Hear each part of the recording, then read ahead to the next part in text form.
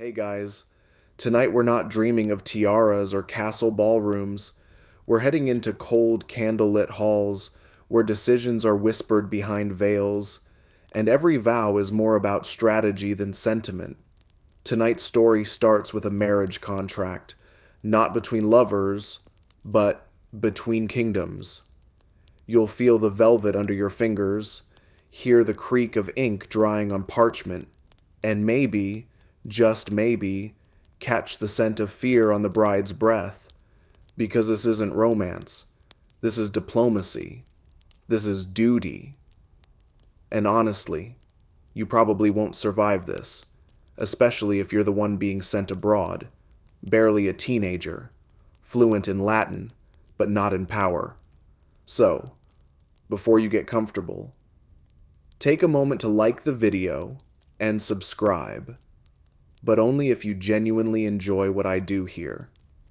And hey, drop your location and local time in the comments. I love seeing where you're all listening from.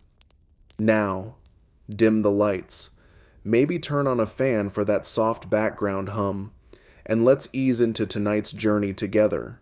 You are not invited to the wedding so much as absorbed into it. The year is 1623. The place, the glittering courts of England and Spain. The players? One suspicious Protestant island, and one staunchly Catholic empire with colonies flung across the globe like beads on a rosary. And you? You're walking the corridors with a dispatch in your hand, whispering about the Spanish match. Prince Charles, yes, that Charles, the one who later loses head, is being quietly paired with the Infanta Maria Anna of Spain. It's a political Hail Mary. England's royal coffers are drained, alliances are shifting, and war looms like mildew on the drapes. A Spanish dowry would mean peace, money, and a leg up on the Habsburg marriage ladder. But there's a problem. Several, actually. First, Maria Anna isn't exactly enthusiastic. She's devoutly Catholic and reportedly revolted by the idea of marrying a Protestant prince who doesn't speak her language and shows up in disguise. Yes, disguise. Charles and his pal Buckingham literally sneak into Madrid in cloaks like a teenage plot from a bad drama serial. Second, England is loudly anti-Catholic. Parliament practically dry heaves at the thought of a Spanish bride. People are burning effigies of the match in the street before the ink is even dry. And then there's the issue of conversion. Spain demands that Charles convert to Catholicism. Charles refuses. A polite stalemate follows, with increasingly theatrical gestures. Charles flirts publicly. The Spanish court delays. One ambassador faints, twice, from diplomatic tension. It's like watching two nations awkwardly trying to hold hands at a funeral. Historians still argue whether Charles genuinely wanted the marriage, or if it was all just a flashy, political stunt to corner Parliament into funding a war instead. Either way, the whole affair drags on for over a year, culminating in a no-deal return voyage and one extremely bruised English ego. And Maria Anna, she eventually marries Ferdinand III of Austria, quietly, diplomatically, no disguises required. But the match leaves its mark. Charles, embarrassed and humiliated, will carry that resentment for the rest of his reign. It hardens him, isolates him. He'll shut out Parliament, stir up civil war, and eventually pay for it, with his crown in his neck. And England, they'll never try another Spanish match again, not unless the stakes are higher and the veil is thicker. But tonight, you sit in that dim English council chamber, listening to the scratch of quills and the soft sigh of a translator struggling with theological clauses. A marriage that never happens still shapes an entire generation. The court is silent, the bride is absent, and the consequences echo. You're not quite dry yet from that English drizzle when suddenly you're in the sun-baked stone courtyards of 12th century France, and everyone seems just a little too interested in inheritance law. Meet Eleanor, Duchess of Aquitaine, richer than the French king, cleverer than most clerics, and destined to play a matrimonial game of thrones that will redraw the map of Europe with every vow she makes. You're barely through your first goblet of wine before the wedding bells start chiming, and not just once.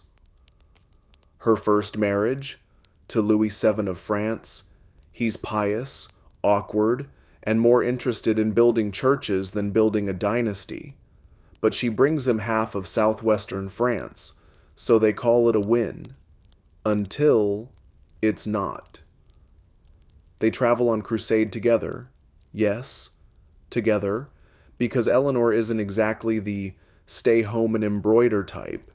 She rides with the knights, gives advice, even scandalizes the court by dressing like an Amazon. One chronicler clutches his pearls and insists she rode astride like a man. We approve. But the marriage sours. No male heir, no chemistry, possibly too much frankness. And so, with shocking rarity for the time, the Pope grants them an annulment. Now here's where it gets spicy. Within months, yes, months, Eleanor marries Henry of Anjou, the soon-to-be Henry II of England. She's 30, he's 19, she's strategic, he's energetic, and together, they form an empire that stretches from the Scottish border to the Pyrenees. It's less a marriage than a merger, and Aquitaine, the glittering duchy at its heart, becomes the golden ticket in this Anglo-French tug-of-war. But the honeymoon doesn't last.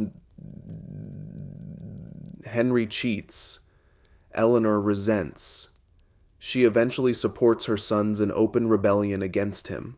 You blink, and she's locked in a castle for over a decade, imprisoned by the very man she once crowned king. Historians still argue whether Eleanor was a political genius, a romantic idealist, or just a duchess fed up with being a pawn. Probably all three. What's certain is that her marriages reshaped the entire feudal structure of France and England. When she moves, borders move. And those sons, one becomes Richard the Lionheart, and another, King John, the one who will give us the Magna Carta. Accidentally, tonight, though, you're at a wedding feast beneath fluttering banners. You see Eleanor lift a jeweled goblet and meet Henry's eyes across the hall. There's fire there, lust, ambition, vengeance, maybe all three. Roasted peacocks are served, minstrels pluck lutes, and somewhere, quietly, a clerk copies the new map. It's not drawn in ink. It's drawn in dowries. You're standing in a hallway lined with portraits, but they all have the same nose, the same underbite, the same tired eyes. Welcome to the Habsburg family, where the motto might as well be, "Why fight when you can marry?" You can almost hear the matchmaking echo in every corridor. Marry your cousin, expand your claim, absorb a duchy, and hope the gene pool holds. Spoiler, it doesn't. It starts slowly. An archduchess here, a prince-elector there. But by the 16th century, the Habsburgs control Spain, Austria, the Low Countries, Naples, parts of the Holy Roman Empire, and the occasional claim to anywhere someone sneezes in Latin. How? Marriage? Relentless. Careful. Sometimes eyebrow-raising marriage. You're now watching Charles V, Holy Roman Emperor, trying to manage an empire so large that the sun never sets on it.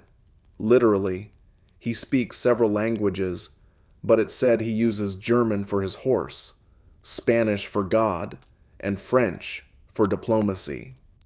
His inheritance is a stitched-together patchwork of family claims, papal politics, and wedding rings. One generation before him, Maximilian I marries Mary of Burgundy. He gets the Burgundian lands, Their son marries into Spain. Boom, empire.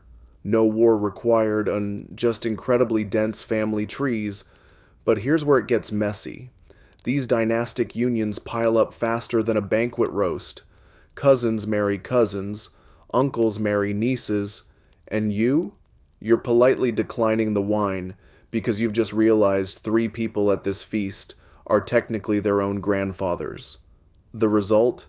By the time you reach Charles II of Spain in the late 1600s, the Habsburg bloodline is a tangle. The poor man has such severe mandibular prognathism, the famous Habsburg jaw, that he can barely chew or speak. His family tree looks less like a tree and more like a wreath. Historians still debate whether the dynasty's decline was due more to political overstretch or genetic collapse. But tonight, you watch a bride walk slowly down a candlelit aisle, knowing that behind her veil are centuries of treaties, borders, and recessive genes. There are whispers at the back of the cathedral, not about the dress, about the lineage, because this marriage, like all Habsburg marriages, isn't just about love. It's about leverage. You drift past tapestries, past ceremonial gold goblets that haven't been touched in 100 years, past secretaries scribbling names and titles in books so thick they could anchor a ship. Every union here means a duchy lost or won, a war delayed, an empire inherited, and somewhere, beneath the grandeur, beneath the hymns, you sense it, the tension of a dynasty bending under its own cleverness. You step outside for air. The stars above Spain are distant and cool, but the palace is still glowing, still plotting, still marrying. You're in a bedroom, but not your bedroom, and not a private one either. The walls are heavy with tapestry. A brazier flickers in the corner, casting long shadows on polished flagstones. The bed is enormous, heaped with velvet and fur. And the audience? Dozens. Courtiers, clergy, notaries, even a few hangers-on pretending to be useful. Because tonight is not just a wedding night. It's a bedding ceremony. And you, poor soul, are among the unlucky few required to witness it, or at least enough of it to swear that yes, the marriage was truly consummated. Welcome to the awkward world of royal validation. In medieval and early modern Europe, a marriage wasn't fully legal until it was consummated. And, when kingdoms were at stake, borders, treaties, dowries, no one left that moment to chance. So, yes, they watched. Or at the very least, they waited behind a curtain, eavesdropping on the creak of the bed frame and the not-so-subtle groans. And afterward, someone, often a bishop, inspected the sheets. Historians still argue whether this was symbolic, performative, or an actual legal requirement. Either way, it happened. In England, in France, even in Sweden, where a 16th century monarch allegedly skipped the ceremony until the nobles forcibly dragged him and his bride back into the bedroom. Tonight, it's France. The year, 1572. Margaret of Valois is marrying Henry of Navarre. She's Catholic. He's Protestant. The whole country is on edge. And in this delicate moment of peacemaking, the bedding ceremony becomes theater, both sides watching, calculating, hoping for proof of unity between two violently divided faiths. Margaret later writes in her memoirs that she lay still as stone, fully dressed, while her brother forced her head down onto the pillow to simulate sleep for the guests. Romance? Nowhere in sight. Just politics and sweaty velvet. You wonder who first decided this spectacle was necessary. Maybe it began as reassurance. Maybe it was fear. Fear that the marriage wouldn't stick, or that someone would claim it didn't. Maybe it was just habit. Like so much in royal life, intimacy became ritual, and ritual became law. There's a joke among the scribes. The marriage isn't valid until the kingdom sees it. And here you are, candle in hand, waiting for validation. Later, the sheets are paraded through the halls, cheers erupt, wine flows, but beneath the revelry, something's uneasy. Just days after Margaret and Henry's wedding, the streets of Paris will run red with the St. Bartholomew's Day massacre. Thousands of Protestants will be slaughtered, some of them wedding guests. So, yes, the bed is warm tonight, but tomorrow, France will wake in blood. And as you step quietly from the room, careful not to disturb the laughter, you wonder how much of this marriage is real, and how much is just a stage for a country collapsing in on itself. The bedding ceremony may prove consummation, but it cannot guarantee peace. You're standing ankle-deep in mud outside a stone-walled fortress, staring up at banners that flap with the stubborn pride of a duchy refusing to die. The year is 1491, and the woman inside is Anne of Brittany, 12 years old, widowed, and already married to 2 different men. Depending on who you ask, Brittany, at this point, is one of the last semi-independent regions in France, culturally distinct, fiercely proud, and more comfortable speaking Breton than French. Anne is its duchess, in theory. But France? France wants her married. To them, permanently. Anne doesn't agree. She first marries Maximilian I of Austria by proxy. Yes, proxy, meaning he isn't even there. A stand-in holds his place during the ceremony. It's like marrying a cardboard cutout, if that cutout controls half of Europe. But Louis XV of France is having none of it. He declares the proxy marriage invalid, which is, at best, legally fuzzy, and promptly invades. You are now watching one of the most determined young women in Europe be slowly boxed into a marriage she cannot refuse. And yet, she negotiates, she delays, she stalls with such elegant politeness that entire French armies sit outside her walls growing moss. Eventually though, she's forced to wed Charles VIII of France. She rides into Langeais in a cloak the color of storm clouds, and behind her is the fate of Brittany. Her marriage contract includes the clause, if the king dies without an heir, Anne must marry the next king of France, which is like saying, we're locking the front door, but we've also welded it shut from the inside. Charles dies. No heir. Anne is 21. And guess what? She's forced to marry Louis XII. She goes from duchess to dowager to queen all over again. Twice a queen of France. Still a duchess in name, but her realm is slipping through her fingers like sand. Yet Anne never stops asserting Brittany's independence. She signs documents as Anne, Duchess of Brittany, not Queen of France. She commissions Breton language manuscripts. She surrounds herself with local advisors. Her children are dressed in Breton patterns. Every detail is resistance. Historians still debate how much power she truly held, or whether she was simply symbolic, a figurehead in a gilded trap. But the fact remains, she fought for her duchy harder than many kings fought for their kingdoms.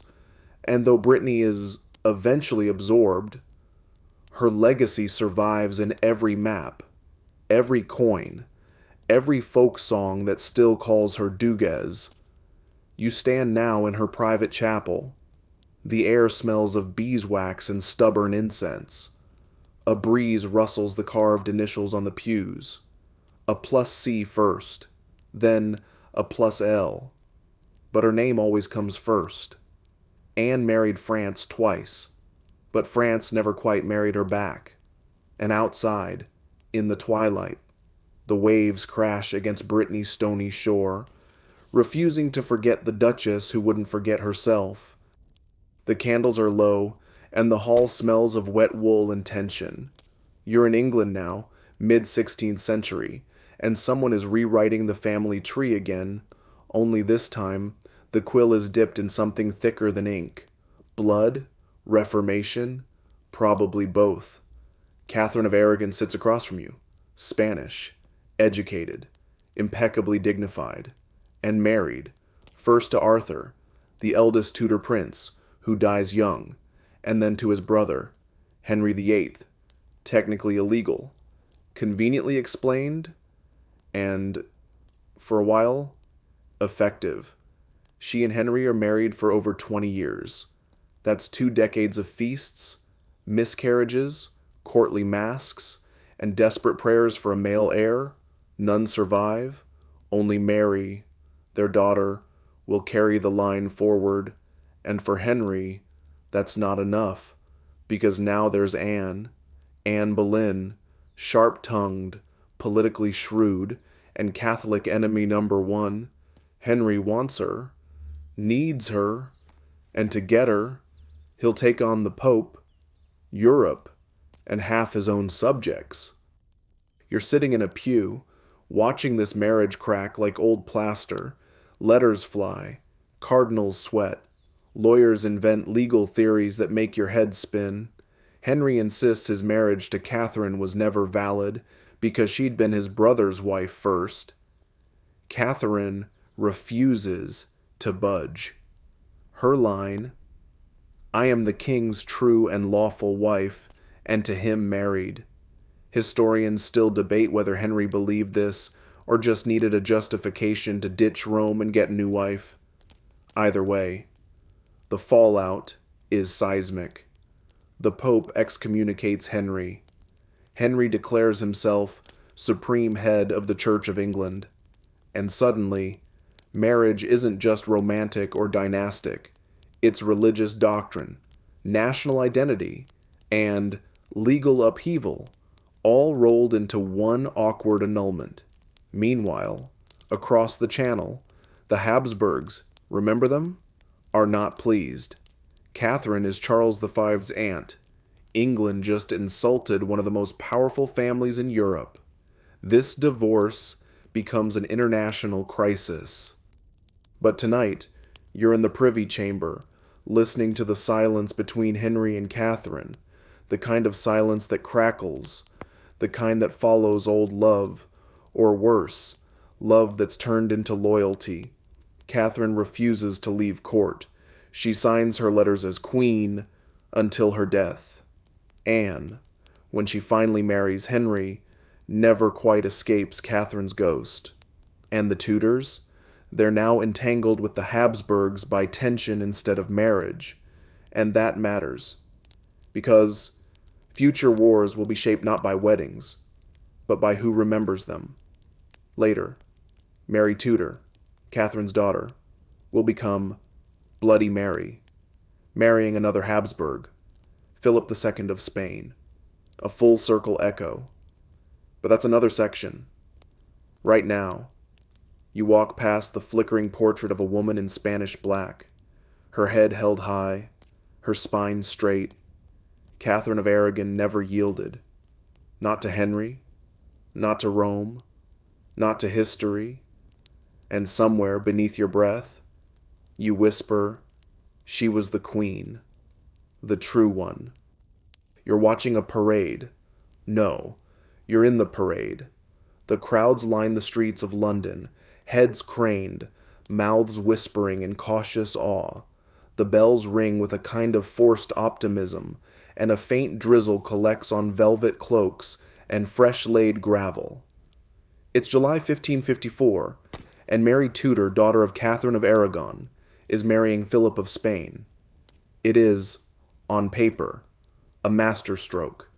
She's Catholic. He's Catholic.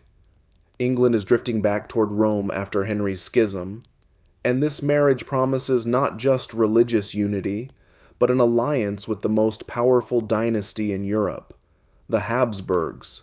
Again, but look closer. Mary is 38. Philip is 27. He doesn't speak English. She doesn't speak Spanish. The portrait he sent ahead is flattering, as royal portraits tend to be. But when he arrives, you sense it, a coldness, a formality. He bows. She blushes. He offers his hand with the air of a man shaking on a treaty. The marriage contract is a legal hedge maze. Philip will be titled King of England, but he won't rule alone. He can't bring Spanish advisors. England will not be dragged into Spain's wars. And should Mary die without children, well, let's just say England keeps its autonomy. The crowd cheers. But underneath, murmurs. English nobles worry about foreign influence. Protestants fear a new inquisition. One rebellious noble, Thomas Wyatt, even launches a revolt before the wedding. He's captured and executed. But the warning is clear. This union is deeply unpopular. You're now inside Whitehall Palace. The wedding is beautiful. The chapel bathed in candlelight. The groom wears crimson silk. The bride shimmering cloth of gold. Latin chants echo through the air. But there's a tension, like a painting hanging askew. Mary clutches her rosary tightly. Philip glances toward the altar like a man enduring a long diplomatic dinner. And then comes the waiting. Mary believes deeply that God will bless her with a son, a Catholic heir to secure the Tudor line and seal England's future. But the pregnancies never come, or perhaps they do, and quietly end. One phantom pregnancy in 1555 leaves the court on edge for months. Dresses are sewn, cradles are carved, and then nothing. Philip, meanwhile, returns to Spain often, staying longer each time. Their letters grow stiff. He becomes King of Spain in 1556, and Mary, still childless, remains in England, her health failing, her people restless. Historians still argue whether the marriage was doomed by biology, politics, or something simpler, absence. But it's clear that Mary loved him more than he loved her, and that disparity, cruelly, was public. Tonight, you wander the echoing halls of Hampton Court, where Mary once walked, waiting for signs of quickening life. The fire crackles. A gown lies folded on a cedar chest, never worn. She was the queen who tried to restore the old faith, the old alliances. But history remembers her more for flames than for flowers. And Philip? He'll marry again, reign longer, leave behind an empire drowning in silver and debts. But Mary, quiet, determined, and tragically hopeful, will go to her grave, believing in a future that never arrived. The match was made in faith, but ended in silence.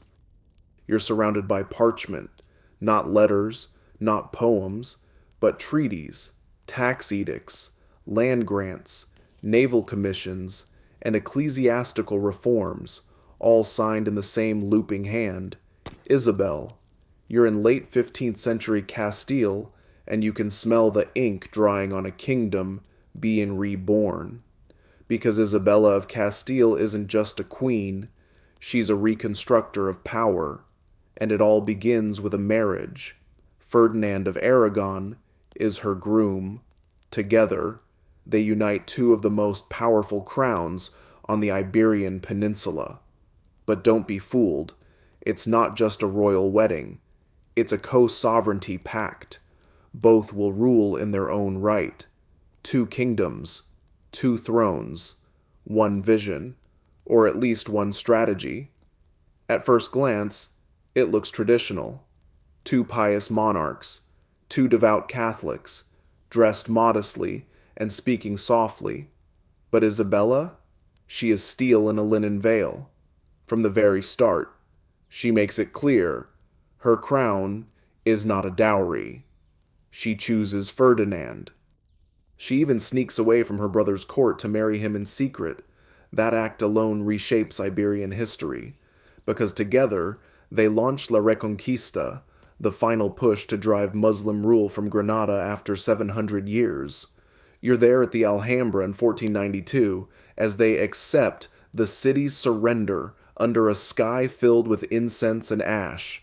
She rides beside him, not behind, and on the very same year, yes, that 1492, they sponsor an ambitious Genoese sailor named Christopher Columbus. He offers them a trade route. They hand him a continent. You may not agree with what follows: colonization, conversion, conquest. But what's undeniable is that Isabella's marriage becomes the platform for Spain's rise from fragmented kingdoms to global empire. Inside the court, her presence is unmistakable. Historians still debate whether Isabella was the mastermind or the manager, whether Ferdinand led the charge, or merely played the public face. But anyone who saw them work together knew she wasn't a consort. She was a co-ruler. Isabella also spearheads religious reforms, some deeply controversial, even brutal: the establishment of the Spanish Inquisition, the forced conversions and eventual expulsion of Jews. Her defenders say she sought unity. Her critics say she sowed fear. Both may be true. But tonight, you sit with her at a writing desk. The candlelight flickers across an iron quill. Her fingers are stained with ink and ash. She's reading a dispatch from Seville and preparing a marriage treaty for one of her daughters, because the game never ends. She will marry her children into every royal house she can reach. One of them, Catherine of Aragon, will be sent north to a stormy little island called England. It's quiet in the chamber now, just the rustle of parchment, but you can feel the world shifting. The Reconquista is over. The new world has just been sighted. And the dynasty she has forged through war and wedding bands is only beginning to unfurl. She was not merely a queen, she was a hinge, and tonight it creaks open. You hear the bells first, then the screams. It's August 1572, and you're standing in the heart of Paris, outside the Cathedral of Notre Dame. Inside, Margaret of Valois is marrying Henry of Navarre. It's a wedding meant to heal France's wounds. Catholic bride, Protestant groom, a grand gesture to end decades of civil war. But outside, the air is thick with incense, heat, and suspicion. The ceremony is strange from the start. Henry, a Huguenot, is barred from entering the cathedral proper. So, the vows are spoken outside, in the square. The crowd murmurs. The nobles shift uneasily in their gilded boots. You catch the Queen Mother, Catherine de' Medici, whispering to an advisor behind a fan of black lace. Margaret, known to her friends as Margot, wears white and gold. Her expression is unreadable. Historians still argue whether she consented or was forced. Her memoirs later suggest the latter. She describes being pushed toward the altar, silent, her face powdered into serenity. That night, the court celebrates: lavish feasts, pageants, sword dances. There's even a mock naval battle staged in a fountain. You sip wine from a silver goblet, pretending not to notice the tension building like static in the air. And then, 5 days later, it happens. The St. Bartholomew's Day massacre begins with the attempted assassination of Admiral Coligny, a leading Huguenot noble. When he survives, the plan changes. Kill them all. Huguenot leaders, guests, even servants. The gates of Paris are shut. The blood flows down the cobblestones like spilled ink. You watch it unfold from a high window, clutching the curtains in horror. Margaret hides Huguenot friends in her rooms. Her new husband Henry survives by converting, publicly, temporarily. It's a massacre born of politics and fear, dressed in the aftermath of wedding lace. Over 3,000 people die in Paris alone. Some say as many as 10,000 across France in the following weeks. And yet, the marriage survives. Henry of Navarre eventually becomes Henry IV of France, after converting back to Catholicism with the now famous line, "Paris is worth a mass." Margaret becomes queen, but the marriage deteriorates. No children, constant separations, political chess. They are formally separated in 1599, but not before the union and its blood-soaked beginning has etched itself into history. Tonight, the bells still echo. You walk through streets being scrubbed in silence. The white petals thrown at the bride's feet have turned pink with rain and memory. No one speaks. No one knows whether to blame Catherine, the crown, the Pope, or fear itself. All they know is this: a wedding tried to end a war and accidentally started another. You're tracing a map with your fingertip, but the borders keep changing under your skin. It's the early 18th century, and Europe is no longer fighting wars with swords alone. Now it fights with wedding rings. Treaties are wrapped in lace. Princes marry duchesses they've never met. And behind every royal cradle lies a continent's worth of inheritance clauses. Welcome to the Bourbon-Habsburg inheritance game. It begins, as these things often do, with a death. In 1700, Charles II of Spain, remember the last Habsburg, the one with the famously unfortunate jaw, dies childless. No heir, no backup, just one enormous empire and a last will naming Philip, Duke of Anjou, as successor. Philip is Bourbon, grandson of Louis XIV of France. His claim is legal, but also dangerous. If he takes the Spanish throne, France and Spain effectively become one superpower. England, Austria, and the Dutch Republic panic. And just like that, you're in the War of the Spanish Succession. But here's the twist. This war is not primarily fought on fields. It's fought in parlors, over candlelit marriage contracts. The great dynasties scramble to counterbalance each other, like chess players adjusting rooks and bishops made of flesh and bone. Maria Theresa of Austria marries Francis of Lorraine. Their descendants will become the Habsburg-Lorraine line, one that will reign in Austria, Hungary, and briefly Mexico, don't ask. One of their daughters, Marie Antoinette. But we'll get to her soon. Meanwhile, Philip Thieve rules Spain, but under strict conditions. He must renounce all claims to the French throne. His descendants must not inherit both crowns. Historians still argue whether this was effective or just wishful thinking. The Bourbon-Habsburg rivalry doesn't disappear. It just puts on different clothes. You're sitting now in a drawing room in Vienna, watching a scribe copy out yet another marriage contract. The bride's name is barely legible beneath all the titles: Infanta, Archduchess, Electress. You wonder if she even knows where she'll end up living. The couriers ride day and night. Diplomatic pouches cross mountains. And behind it all is a simple logic. Better to marry a duchy than to burn it. Of course, sometimes you do both. And yet, the system works. Sort of.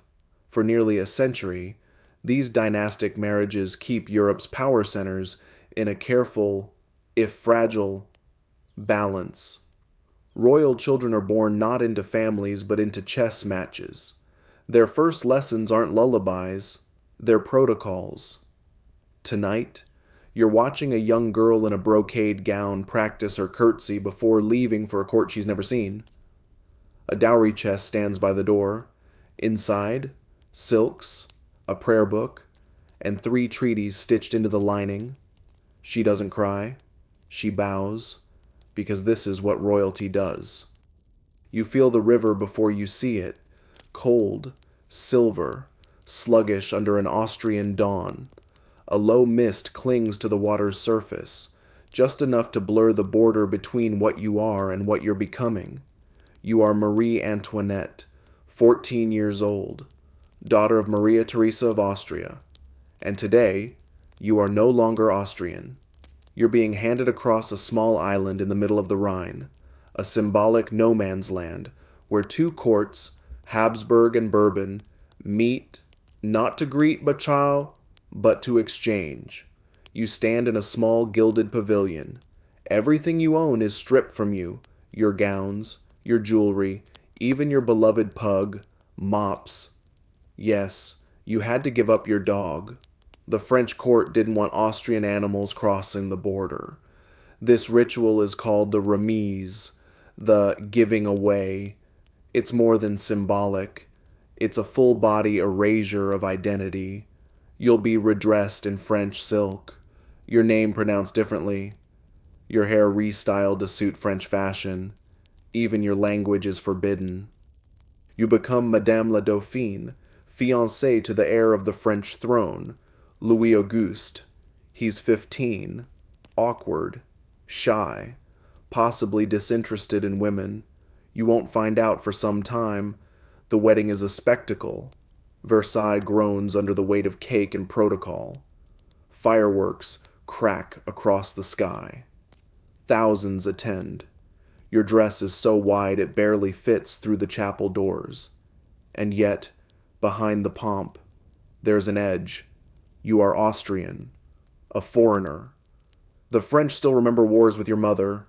You are nicknamed l'Autrichienne, the Austrian woman, but the word is said with a sneer, because it also sounds like chien, dog. Historians still debate whether Marie ever really fit in at Versailles. She tried, she danced, she hosted plays, she smiled, but the rules of court were punishing. Every step watched, every move gossiped. She was expected to produce an heir, and for years, she didn't. Blame circled, like perfume, in the corridors. You're watching her now, alone in a gilded bedchamber, lighting a candle with trembling fingers. Outside, people cheer. Inside, the Dauphin is asleep, facing the wall. The marriage is unconsummated. Whispers begin. It will take years, and likely some helpful letters from her brother, Joseph II of Austria, for the marriage to finally become official. The result? Children, heirs, one small moment of triumph, but the seed of resentment has already sprouted in the French mind. Her dresses too costly, her parties too lavish, her hair too high. They forget she was a girl once, stripped at the river's edge. Tonight, you walk beside her ghost through the mirrored halls. The candlelight flickers over faces that adored, then despised her. You wonder if she ever truly chose any of this. The truth is, she was not born into a doomed role. She married into one. You're in a palace again, but something's off. The gilding is louder, the silence deeper, and the air tastes like thunderclouds before a storm. You're in Paris, and the throne is about to be redesigned to fit an empire. The year is 1809. Napoleon Bonaparte is Emperor of the French. Josephine de Beauharnais, his beloved first wife, is no longer enough. She's adored, elegant, but infertile, and for a man who rose from general to emperor through sheer audacity, the lack of an heir is unacceptable.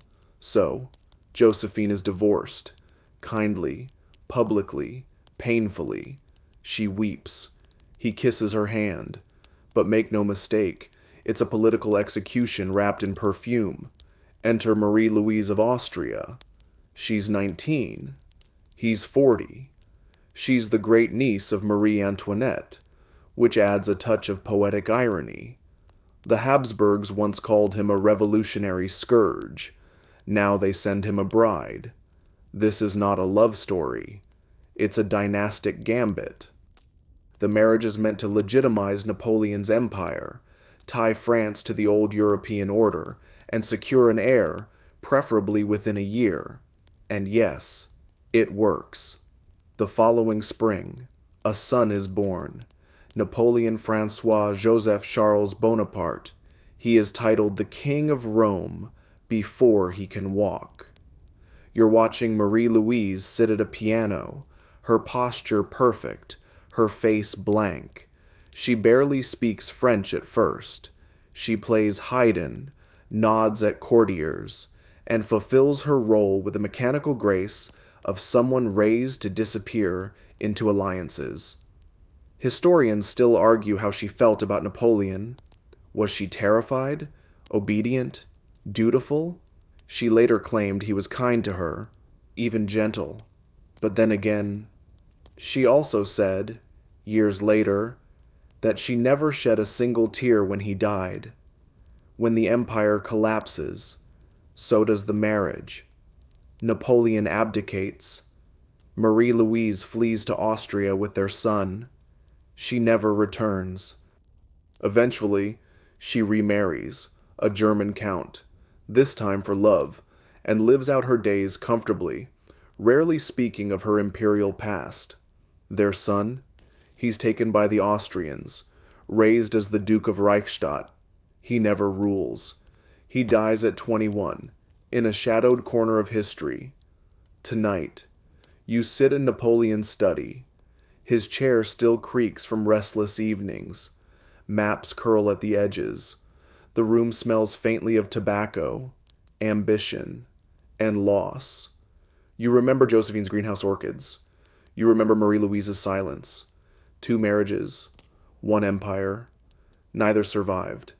And outside, beyond the shuttered windows, France tiptoes back toward monarchy, shaky, ashamed, and married, once again to tradition, because even emperors need heirs, but not all heirs need their fathers. You're surrounded by lace, and not just the kind on curtains. Everywhere you turn, there are cradles, portraits, telegrams, and names so long they need footnotes. You're in the drawing room of Queen Victoria, and her greatest legacy isn't a war or a law. It's babies. More specifically, royal grandchildren. A lot of them. By the end of her life, Victoria will have 42 grandchildren. They'll marry into nearly every major European monarchy: Germany, Russia, Greece, Norway, Romania, Spain. She's not just Queen of England. She's the grandmother of Europe, and she knows it. Her matchmaking is part maternal instinct, part political chess. She arranges marriages like a woman designing alliances on a lace doily. A niece here, a grandson there, each union meant to ensure peace, prestige, and a tidy monarchical bloodline. You're watching her now, pen in hand, scribbling notes to her daughter Vicky, who married the future German emperor. The Prussians are cold, she writes, but manageable. She prefers family to diplomacy, and, when necessary, uses one to accomplish the other. One granddaughter becomes Queen of Romania. One grandson becomes Kaiser Wilhelm II. Another, he marries a Danish princess and becomes George V of Britain. And then there's Alexandra, her granddaughter who marries Tsar Nicholas II of Russia. That one changes everything. At first, it works. These royal connections are supposed to secure peace. And for a while, it seems like they might. After all, how can you go to war with your cousin? Answer: very easily. It turns out, when World War I breaks out in 1914, many of the crowned heads of Europe are literally related.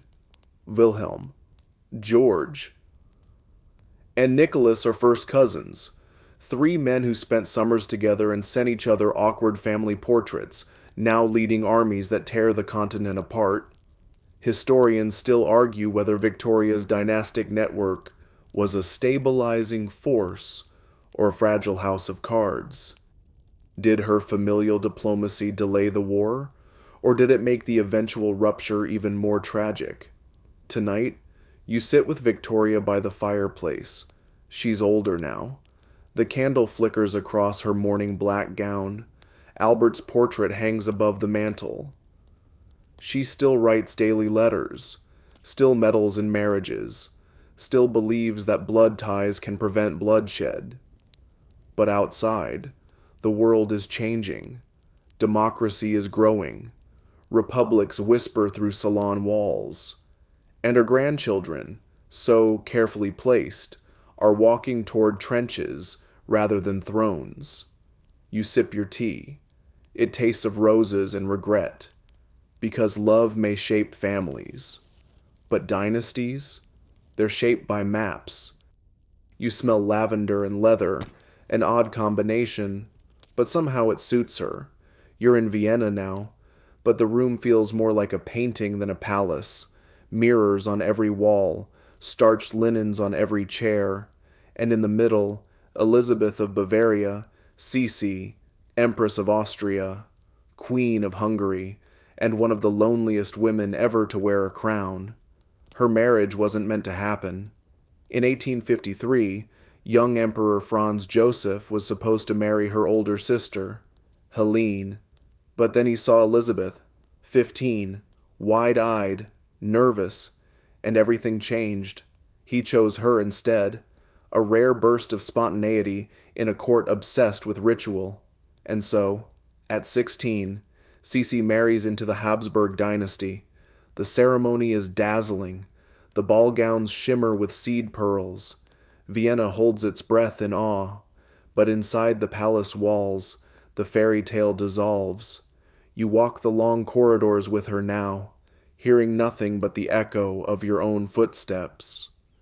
Sisi is quickly suffocated by court protocol. Her mother-in-law, Archduchess Sophie, takes over child-rearing. Her movements are monitored. Her letters are opened. She develops an obsession with beauty, spending hours daily on hair care, dieting, and rigorous exercise. Historians still debate whether Sisi was mentally ill, deeply depressed, or simply a bird caught in an iron cage. She wrote poetry about escape. She traveled obsessively, anywhere, everywhere, often without warning, sometimes to Hungary, where she found political purpose, championing the Magyars and helping secure Franz Joseph's dual monarchy, sometimes to spas, where no one dared follow, and all the while, she remained elusive. Portraits of her were tightly controlled. After her early 20s, she refused to sit for any more. Her image, tall, slender, veiled, became myth. You're watching her ride now, galloping alone through misty forests at dawn. That was her freedom, speed, motion, wind. It's the only time she looked back over her shoulder and smiled. Her marriage to Franz Joseph was polite, civil, cold. He adored her, but never really understood her. And she drifted, elegant and unreachable. Even the death of their son, Crown Prince Rudolph, couldn't bring them close again. That loss shattered what little remained of their union. Later, Sisi would be assassinated in Geneva by an anarchist. She wasn't the target. Not really. He just wanted to kill someone important. She didn't scream. She didn't even realize she'd been stabbed until it was too late. Tonight, you stand beneath her portrait, the candles catching the edge of her diamond stars. You can still feel the weight of her saddle, the ache in her calves, the pages of the diary she never let anyone read. She was married into power, but she only ever loved the road. You're watching snowfall through a palace window, thick, soft, and endless, as if the world is being gently erased. You're in St. Petersburg, and the room is so quiet you can hear the firewood crackling like distant applause. The woman beside you once had a German name. Now, she's Alexandra Feodorovna, last Empress of Russia. Her marriage, like so many others in this story, was never just about love. But this one, it started there. Born Princess Alix of Hesse, a granddaughter of Queen Victoria. She was raised in a proper little corner of the German court. Lace, Lutheran hymns, and high collars. When she met Nicholas Romanov, heir to the Russian throne, she was only 12. He wrote about her in his diary. She remembered the way he looked at her over tea. By the time he proposed, she was 17. She cried, partly from emotion, partly because converting to Russian Orthodoxy and moving to Russia meant giving up everything familiar. But she said yes. Historians still debate whether their love blinded them or merely bound them too tightly to a sinking ship, because theirs was, by all accounts, a real marriage, affectionate, loyal, and intense. But their story is also a case study in how intimacy can become isolation. You're watching them now, walking arm in arm through the snow-covered gardens of Tsarskoye Selo. He calls her Sunny. She calls him Nicky. They exchange love letters filled with pet names and clumsy doodles. For a royal couple, it's oddly tender. But this is Russia at the dawn of the 20th century. The empire is groaning under the weight of inequality, revolution, and war. Nicholas is not prepared for leadership. And Alexandra? She trusts only her husband. And later, disastrously, a wandering mystic named Rasputin. Their son, Alexei, inherits hemophilia, a legacy from Queen Victoria's bloodline. Alexandra becomes consumed with his illness. She believes Rasputin can heal him, or at least protect him. Rasputin's influence at court grows. Nobles whisper, ministers resign, the people grow restless. You're in a ballroom now, watching chandeliers tremble as revolution brews outside. Alexandra stands at Nicholas's side, her posture perfect, her eyes distant. She is not beloved. She is seen as cold, foreign, German, the Empress of Ice. Eventually, it all collapses. Nicholas abdicates. The family is placed under house arrest. They're moved, and moved again. And then, one night in July 1918, in a basement in Ekaterinburg, the entire Romanov family is executed. You don't want to picture it. So instead, remember her sitting beside a sick child's bed, holding his hand. Remember her praying in a candlelit chapel. Remember the woman who said, "Love has a power that dispels fear." They married for love, and lost a country. You're standing under a bright Spanish sun, and the crowd is already too loud for your thoughts. The heat clings to your skin, the confetti hasn't even settled yet, and someone has already thrown a bomb. Welcome to Madrid, 1906, the wedding day of King Alfonso X of Spain and Princess Victoria, Eugenie of Battenberg. It should be a fairy tale. It ends with blood on the cobblestones. Let's rewind a moment. Alfonso X was born king, literally. His father died before he was born, so the crown passed to him in utero. He was declared monarch the moment he gasped his first breath. No pressure. He grows up handsome, confident, and just a little too fond of racing cars and dodging protocol. When he begins searching for a bride, he sets his eyes on Princess Ina, Victoria Eugenie, granddaughter of Queen Victoria, and cousin to pretty much everyone royal in Europe. But there are issues. First, religion. Ina is Anglican. Spain is Catholic. Her conversion will be essential and controversial. Second, genetics. Ina carries the hemophilia gene. Her cousin Alexandra, yes, that Alexandra, passed it to the doomed Romanovs. The risk is known. Alfonso is warned, but he marries her anyway. Their wedding is magnificent. White horses, golden carriages, Trumpets, arches draped in roses. The Spanish people cheer, but with a nervous edge.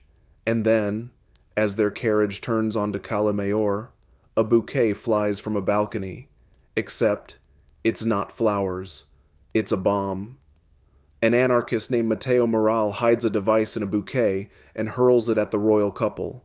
It misses, barely. But 25 people die. Horses panic.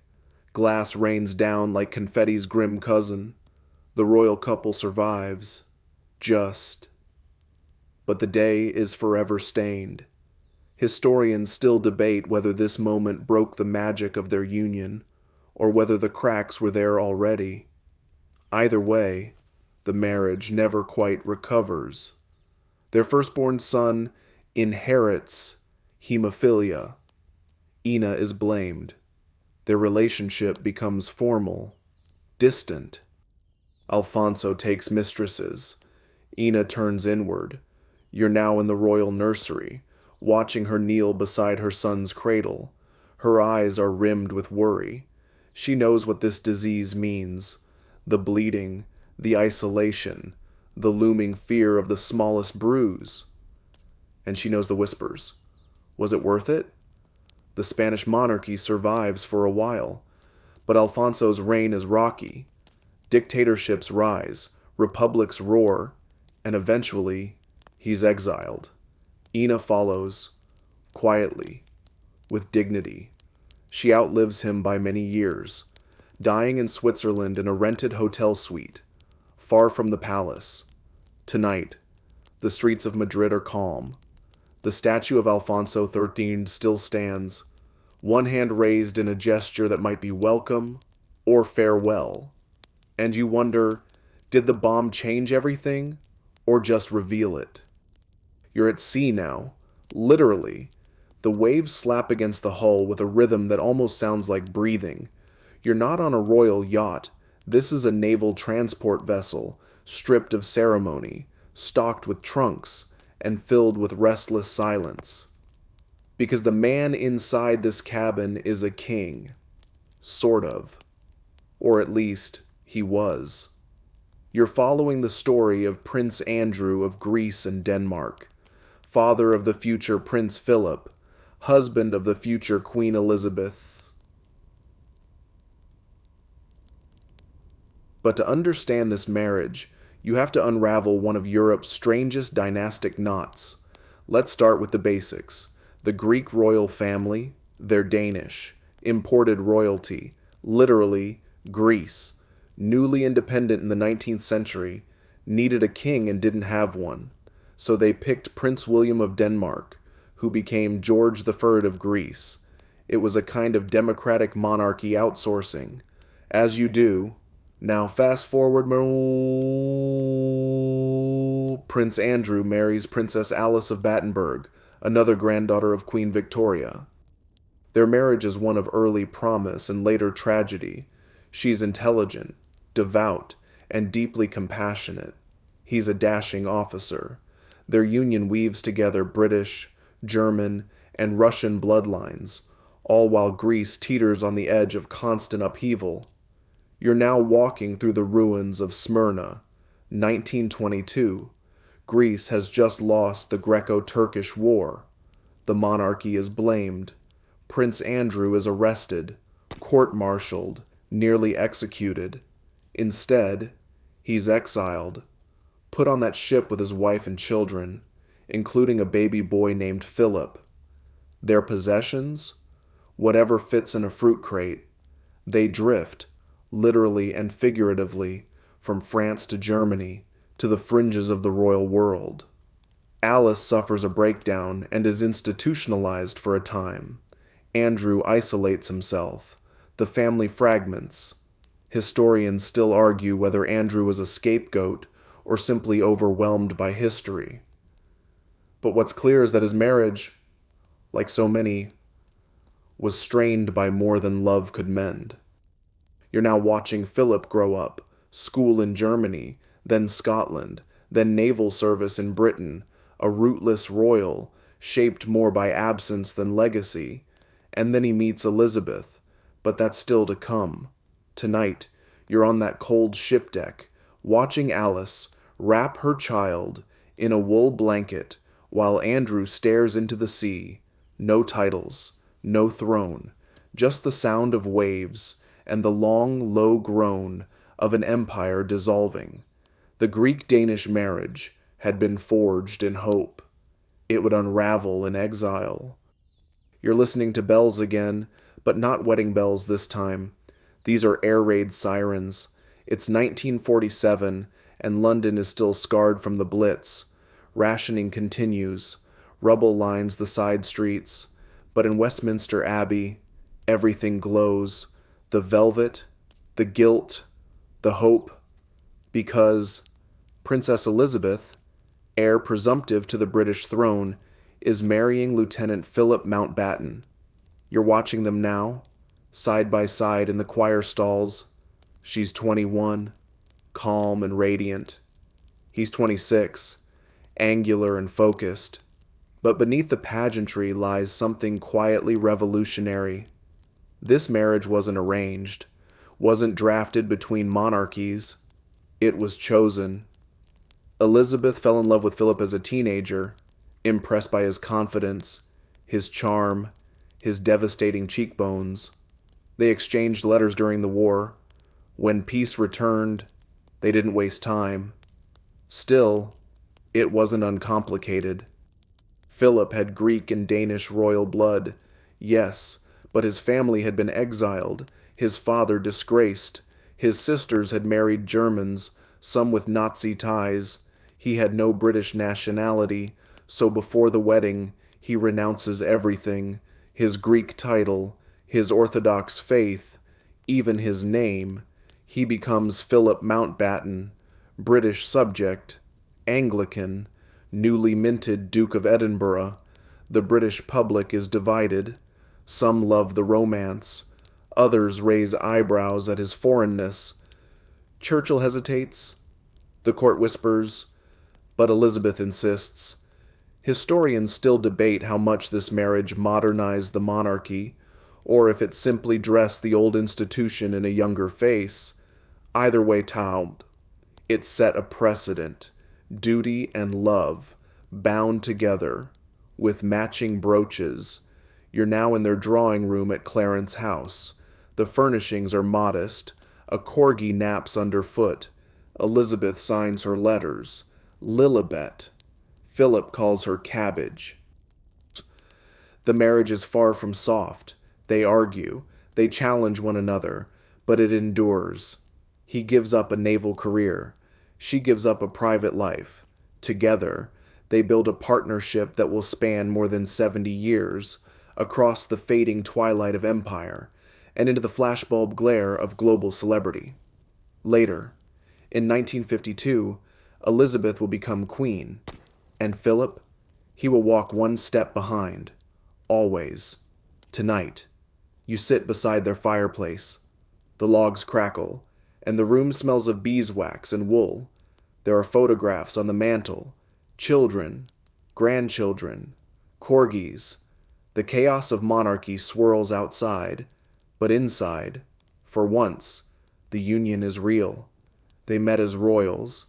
They stayed as companions.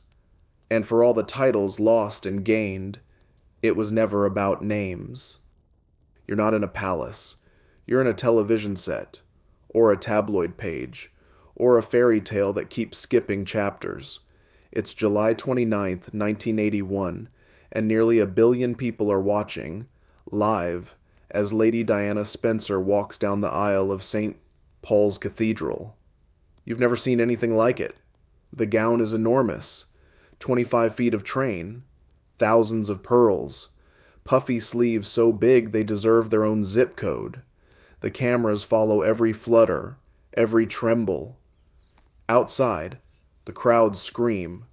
Inside, the bride is 20 years old, nervous, already aware, perhaps, that this is not quite the dream she was promised. Prince Charles waits at the altar, 32, heir to the throne. The marriage has the stamp of tradition, noble blood, appropriate background. public interest. But no matter how much the royal machine polishes the image, it can't hide the tension. You remember that line? Whatever in love means. He said it during their engagement interview. She laughed. Not because it was funny. The wedding is global theater, a new chapter in royal branding. But the honeymoon? Less so. Historians still argue when it began to unravel. Maybe it never raveled at all.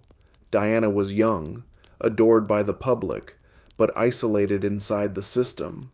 Charles, older and more set in his path, still emotionally entangled with Camilla Parker Bowles. The palace walls whisper, but never explain. You're now with Diana at Kensington Palace, alone. The tapestries are quiet. The corridors too long. She begins to change things, gently at first. She shakes hands with AIDS patients, walks through landmine fields. Her compassion is magnetic. The public sees her not as a princess, but as something rarer, a human. The marriage, meanwhile, cracks on camera, awkward glances, separate vacations, leaked phone calls, the 1992 biography, the 1995 panorama interview, where Diana, calm but tired, says, "There were 3 of us in this marriage, so it was a bit crowded." By 1996, the divorce is final.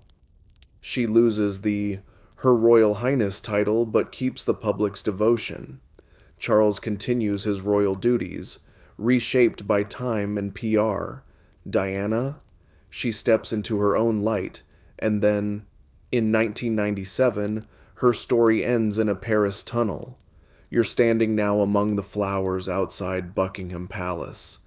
The air smells of wax and wilt, cards, teddy bears, photographs. Grief becomes a garden. The monarchy shakes, not from revolution, but from emotion. The people's princess, they called her. She didn't just marry into the crown. She redefined what it meant to survive it. And tonight, as the footage replays for the millionth time, you can't help but wonder, was it a tragedy or a warning? Because not every royal marriage is forged in power. Some are made of pain. You're scrolling now, not through a parchment ledger, but through a palace-approved Instagram post. A couple smiles, a ring glints. The caption reads something wholesome.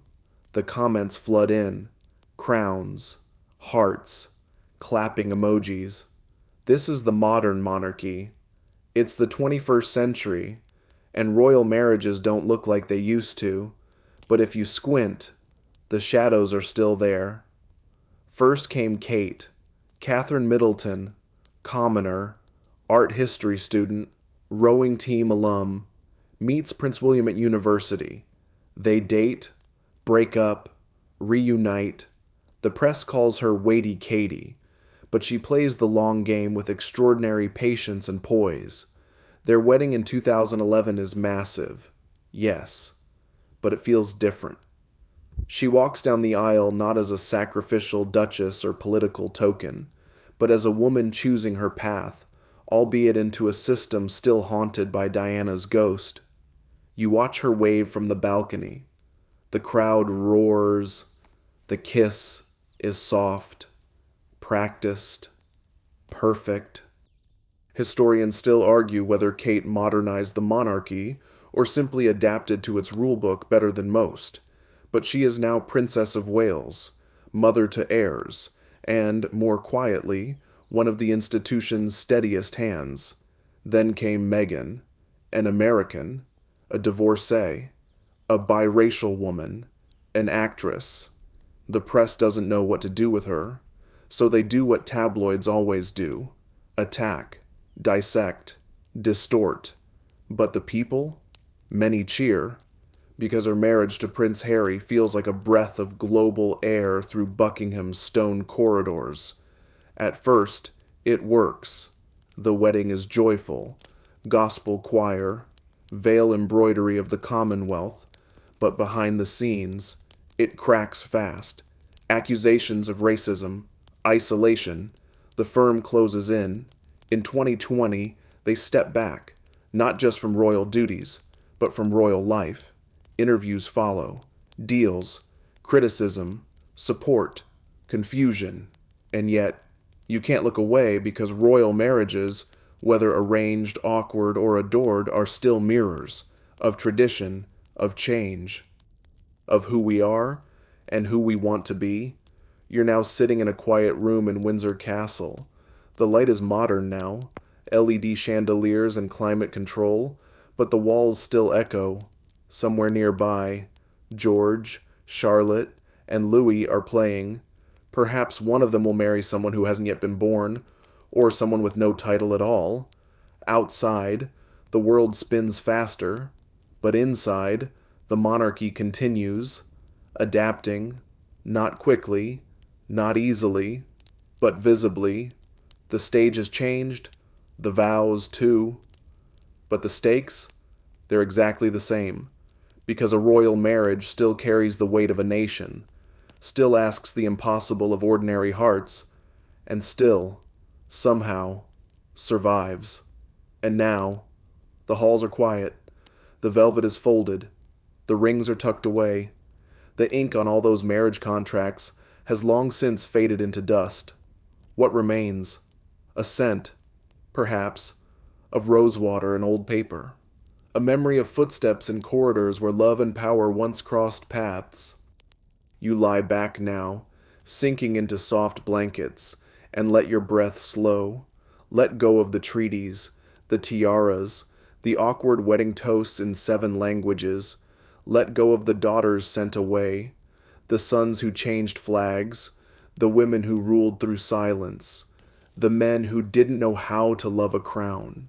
Let them all settle, gently, like snow on an empty courtyard. You've walked through centuries tonight, through proxy marriages, political unions, broken hearts, and impossible expectations, through love that endured and love that didn't. And yet, through it all, people kept marrying. Kingdoms kept rising and falling to the rhythm of processions and vows, sometimes hopeful, sometimes tragic, sometimes both. And now, your eyes close, your breath softens. Somewhere in the distance, a heart plays, a carriage waits, but not for you. You've seen enough pageantry for one night, so rest. Let history carry the crown for now. End of script. Sweet dreams.